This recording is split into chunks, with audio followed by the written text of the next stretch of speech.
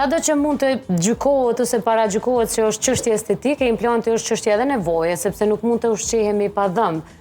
A ka rreziqe që mund t'i nështrohet pacienti gjatë vendosjes së implantit, që ta kuptojmë nëse ka rreziqe të paktën kur e kemi vesh për estetik me u menu edhe 2 herë?